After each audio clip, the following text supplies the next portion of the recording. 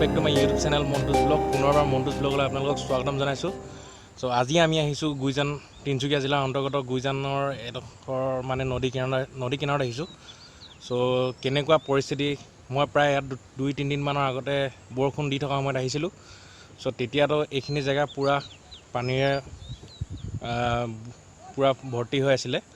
চ' এইখিনিয়ে নহয়, ইয়াৰ পৰা প্ৰায় 1 কিলোমিটাৰ, আধা কিলোমিটাৰ 1 কিলোমিটাৰমান পানী ৰাস্তাৰ ফালেও গৈছিলে। চ' ইয়াৰ গুইজান যোনখন আৰক্ষী থানা আছে, আৰক্ষী থানাখন প্ৰায় বুৰ গৈ আছিলে।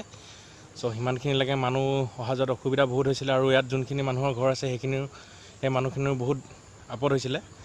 চ' এতিয়া প্ৰায় 2 দিন ধৰি ৰ'দ দিয়াৰ কাৰণে বহুত পানী কমিলে। এতিয়া নদীয়ে সুত আগৰ যেনেকৈ আছিলে, চ' তেনেকৈ গৈ আছে। পানী এতিয়া প্ৰায়খিনি কমিলে বুলি ক'ব পাৰি। চ' ইয়াৰে কিছুমান দৃশ্য আমি শ্বট লৈছিলোঁ। চ' সেইখিনি আপোনালোকক দেখুৱাবলৈ চেষ্টা কৰিম। ভিডিঅ'টো শেষলৈ প্ৰায় চাই থাকে যেন।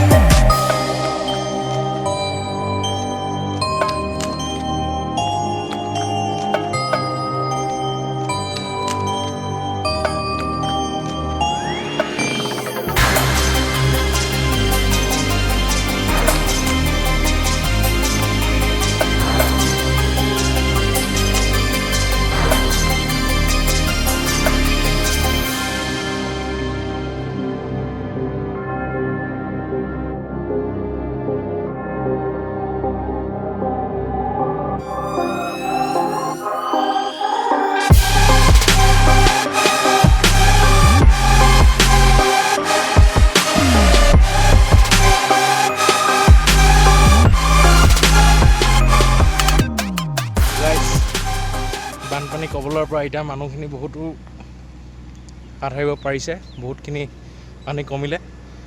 সেইদিনাখনতো এই গোটেই যিমানখিনি দেখিছে আপোনালোকে, এইখিনি গোটেইখিনি পানী হৈ আছিলে যোনকেইদিন বৰষুণ দি আছিলে। এতিয়া বৰষুণো প্ৰায় কমি গ'ল আৰু বতৰ ফৰকাল হৈ গ'ল।